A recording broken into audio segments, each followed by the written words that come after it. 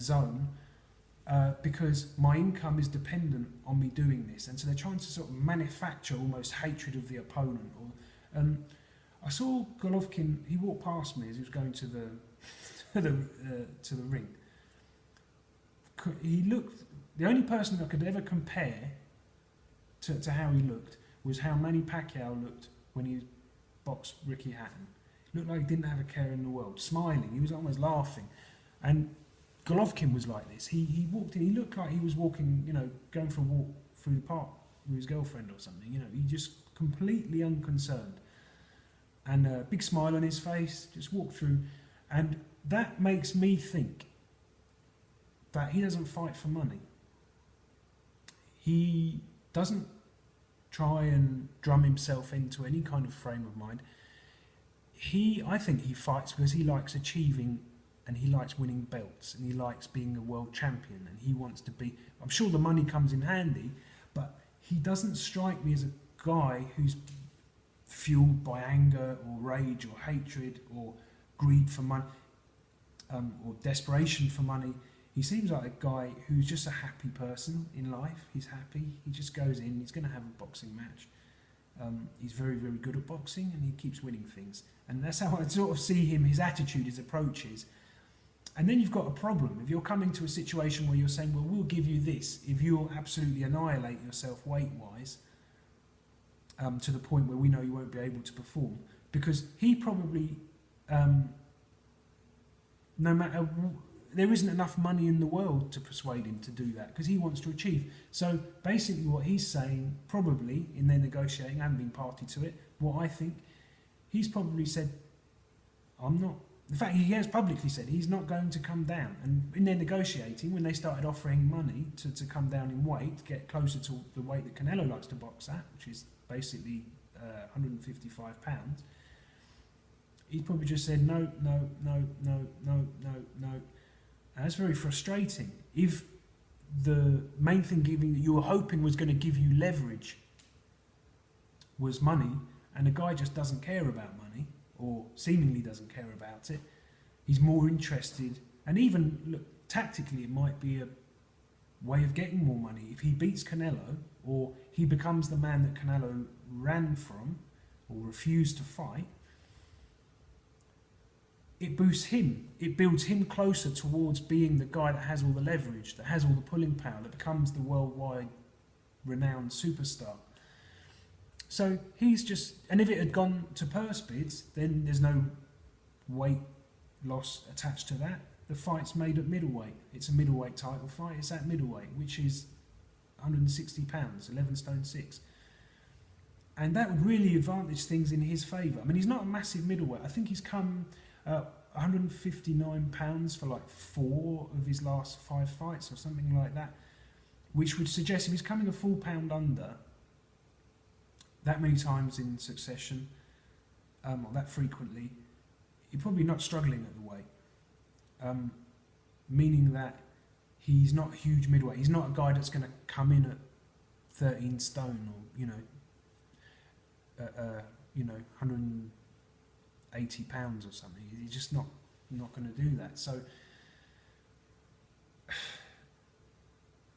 we'll see. But I think the thing that could stop it from happening is Canelo wanting that weight advantage and them not playing ball. At one point they might decide we want to fight Canelo, and then they might not go down to 155 pounds, but they might go to 157, 158, something like that, like a sort of a compromise.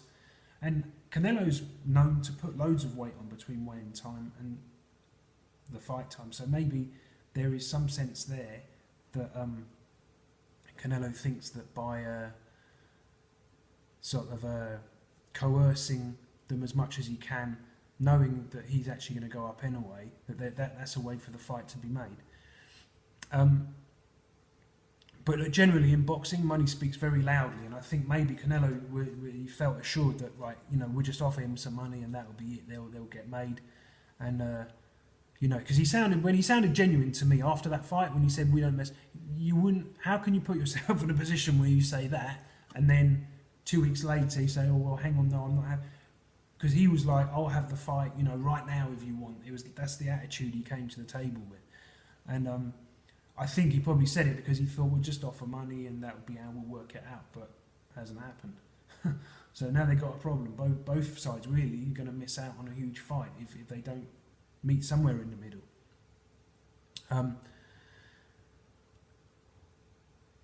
I think Bob Arum, he came out with a quote once saying when both parties leave the negotiating table looking distinctly disgruntled, that's a sign of a fair deal. And that's interesting. I think that might be here. You know, they both have to give more than what they'd like to.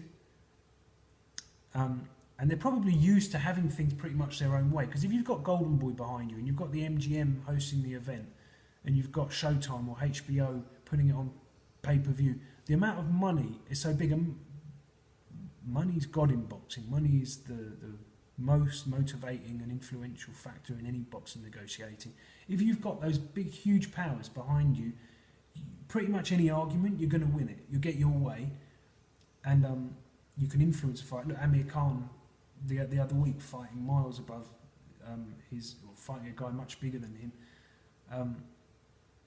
You can be pretty sure that was because of a financial offer that was made, and that's how they did it. So anyway, moving forwards from that. So a lot of traditionalists, you know, they get really upset by that, the catch weight situation.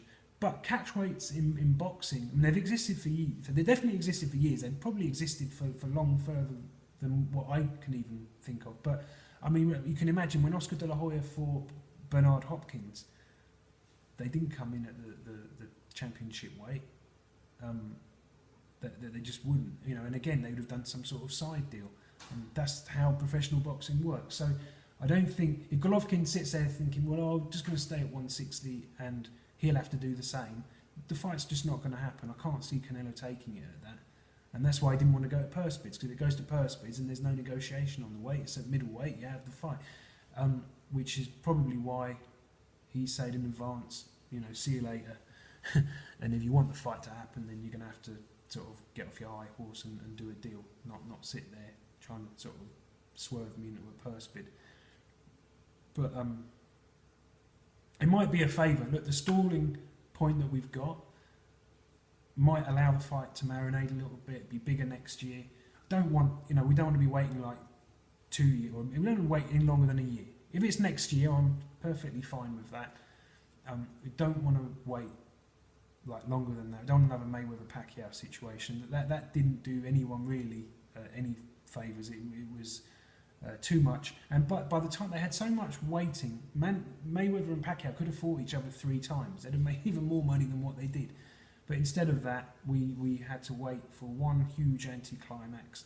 And we don't want that here. These are 2 fighters that are very, very popular. Everyone loves them. Every fight fan falls in love with both of these guys straight away. You can't not like them. We want to see them box each other. I've heard the talk about, oh, this should be a stadium fight. It's a great showpiece for boxing and it will promote the sport. But the fighters won't be interested in that. I can tell you that they're 100%, and it's not going to happen. This is going to go in Vegas, where the big money is. It will be probably, you know, maybe the MGM Grand or something like that where it'll end up, because they'll have the most money and everyone involved, all the people that are making their living from this, they're going to say, okay, that's the direction to go in. That's where the most money is. And if we get it next year, I think it'd be a great fight.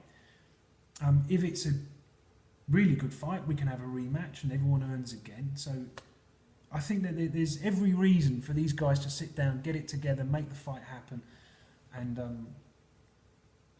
build something that, win or lose, will be like an iconic event of our era. It'll be like the fight, certainly the fight of the year, might be the fight of the decade. You know, the sort of Hagler versus Leonard and Frazier versus Ali.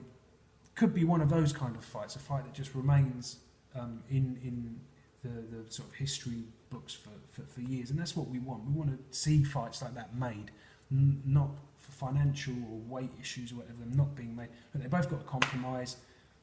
Let's do a deal and get it on.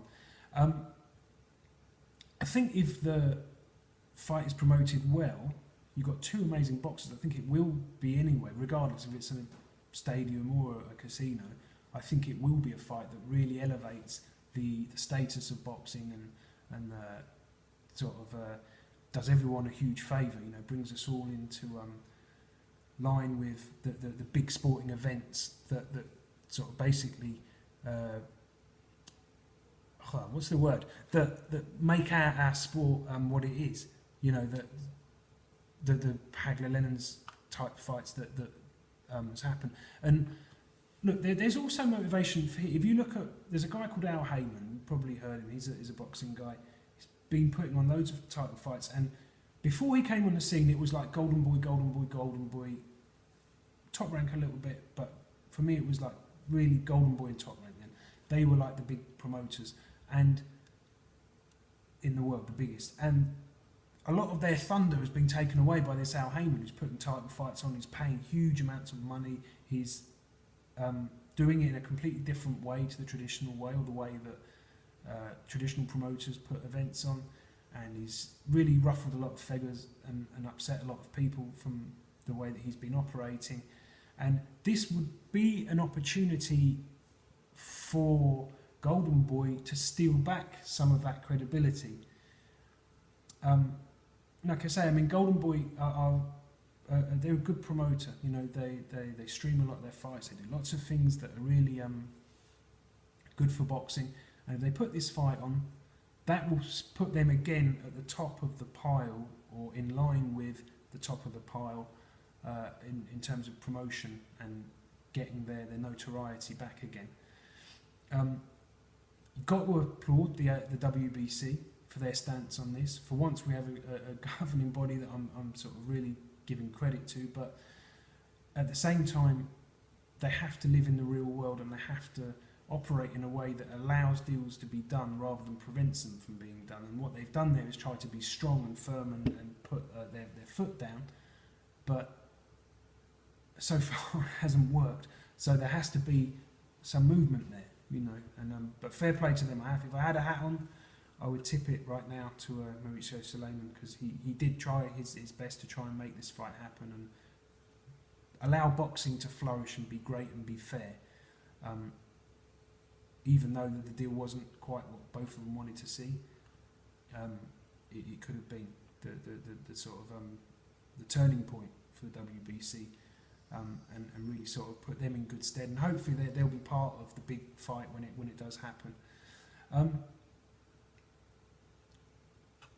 Another thing, right? Golovkin's trainer, Abel Sanchez, is said basically he just wants to fight for the title. Whether it is, it just is. He just wants to fight for the title. The insight that I would say we can get from that statement is that he's really not keen on negotiating his weight down. For that reason, I don't think we're going to see the fight anytime soon. I think it will be next year, possibly even the back end of next year or middle of next year. Because if he's taking that attitude, that's like sort of saying he's killing it. Because there's no way that they're going to meet at a high middle, you know, not the middleweight limit. Makes me think, okay, that might allow the fight to stew for a little bit longer and allow their reputations to grow that tiny bit more, which then we can use to make the fight. But you know, we need everyone concerned just to sort of chill a little bit. Even it might even mean they have another fight in the meantime before they box each other. But let's not wait any longer than that, please, guys. Let's get it on. Anyway, I hope that has helped clear the picture up for you. Always good to hear your feedback on the Hellraiser blog, and I'll see you soon. Have a good week, guys. See you then. Bye bye.